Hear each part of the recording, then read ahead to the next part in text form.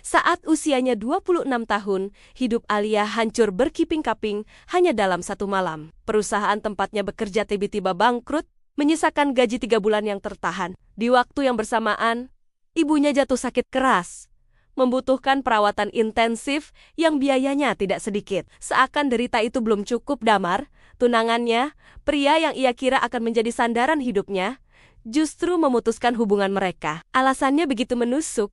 Aku tidak sanggup hidup bersama orang yang terus membawa beban. Malam itu terasa begitu dingin dan panjang. Di depan kamar rumah sakit, Alia duduk sendirian dengan mata yang bengkak karena tangis. Semua orang yang dulu selalu berkata peduli, kini pergi satu persatu, meninggalkannya dalam kegelapan. Yang tersisa hanyalah dirinya sendiri, menanggung beban yang terasa begitu berat di pundaknya. Namun, di tengah keheningan dan keputusasaan itu, sebuah janji lahir dari lubuk hatinya yang paling dalam. Ia berbisik pada dirinya sendiri, "Aku akan bangkit. Aku akan buktikan bahwa masa sulit ini bukanlah akhir dari segalanya." Dengan sisa tabungan yang hampir habis, Alia harus memutar otak agar bisa bertahan hidup dan membiayai pengobatan ibunya. Ia tidak lagi memilih-milih pekerjaan. Apapun yang bisa menghasilkan uang, ia kerjakan. Ia menjadi pencuci piring di warung makan, menjahit pakaian bekas untuk tetangga, hingga menjadi admin di sebuah toko online kecil. Setiap rupiah yang ia dapatkan, ia kumpulkan dengan susah payah, memprioritaskan biaya obat ibunya di atas segalanya. Suatu hari, ketika sedang menunggu giliran membeli bahan jahit di sebuah toko kain, telinganya tak sengaja mendengar keluhan seorang ibu muda. "Baju gamis modern sekarang mahal sekali ya. Padahal, aku cuma butuh yang sederhana, tapi tetap bagus untuk dipakai sehari-hari." Kata-kata sederhana itu, entah mengapa, terasa seperti percikan api yang menyalakan kembali semangat Alia. Ia punya keterampilan menjahit, ia punya selera seni, dan yang terpenting, ia punya tekad yang membara seperti api. Malam itu juga, Alia tidak tidur. Sambil menjaga ibunya yang terbaring lemah, tangannya mulai bergerak lincah di atas kertas, merancang model baju gamis modern yang sederhana, nyaman, namun tetap terlihat elegan. Ia ingin menciptakan produk yang menjawab keluhan ibu muda tadi, produk berkualitas dengan harga yang terjangkau. 2 minggu kemudian, dengan modal nekat, ia memotret hasil karyanya yang pertama menggunakan ponsel seadanya dan mengunggahnya di media sosial. Ia menamai mereknya Aliura, gabungan dari namanya dan doa untuk ibunya. Tak disangka, dalam sehari, 4 pesanan masuk. Minggu berikutnya, angka itu melonjak menjadi 30, dan sebulan kemudian, ratusan pesanan membanjiri akun media sosialnya. Aliura mendadak viral. Kualitas jahitan yang rapi, bahan yang nyaman, dan harga yang sangat terjangkau membuat produk Alia menjadi buah bibir di kalangan ibu-ibu muda. Dari mulut ke mulut,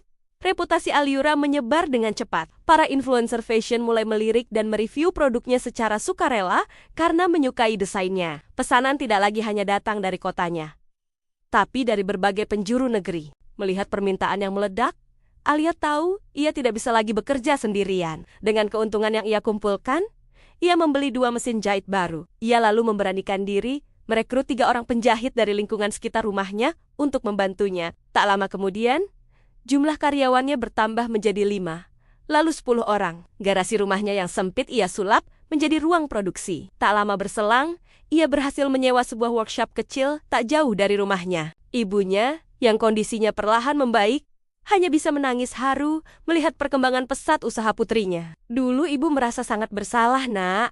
Ibu merasa jadi beban dan tidak bisa bantu apa-apa," ucap ibunya. Suatu sore, Alia memeluk ibunya dengan erat. "Bu, kalau bukan karena ibu, aku tidak akan punya alasan sekuat ini untuk terus bangkit dan berjuang," jawabnya lembut. Namun di balik senyumannya, Alia tidak pernah melupakan masa-masa suram itu. Kenangan saat semua orang menjauhinya, menganggapnya sebagai beban, masih membekas jelas. Sambil menatap keluar jendela workshopnya, ia berbisik dalam hati, "Sabar, waktunya akan tiba."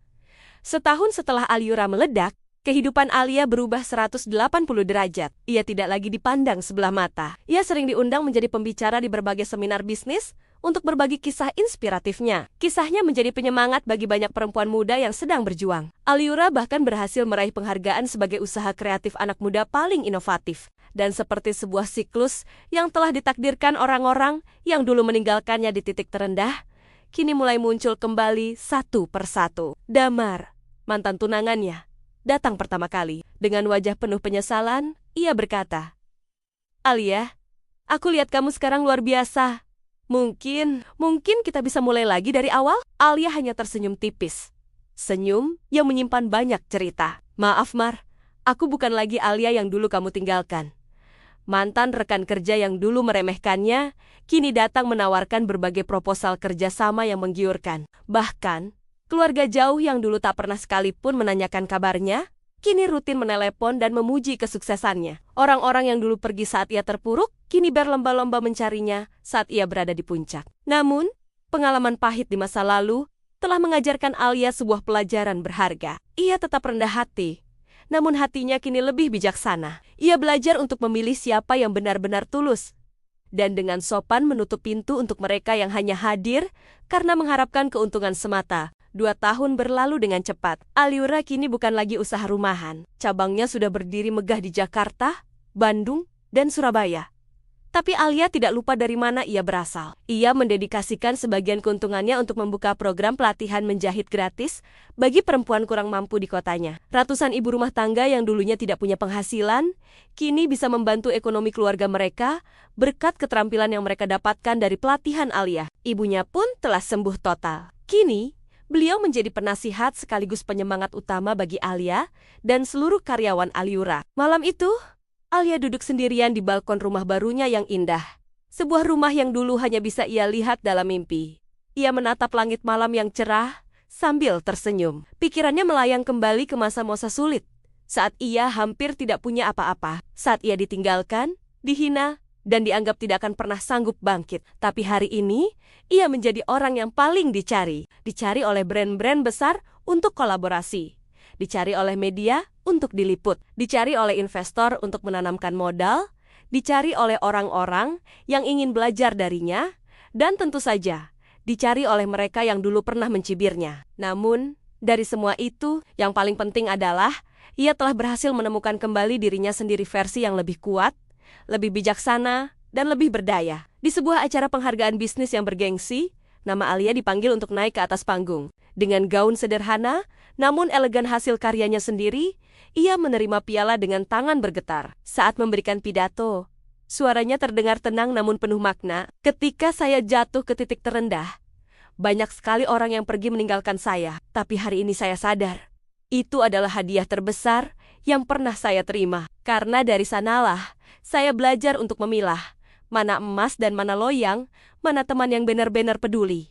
Ia berhenti sejenak, menatap seluruh hadirin. Dalam hidup, ini bukan tentang siapa yang datang dan bertepuk tangan saat kita sukses, tapi ini tentang siapa yang tetap tinggal, meminjamkan bahunya saat kita sedang terpuruk dan tidak punya apa-apa.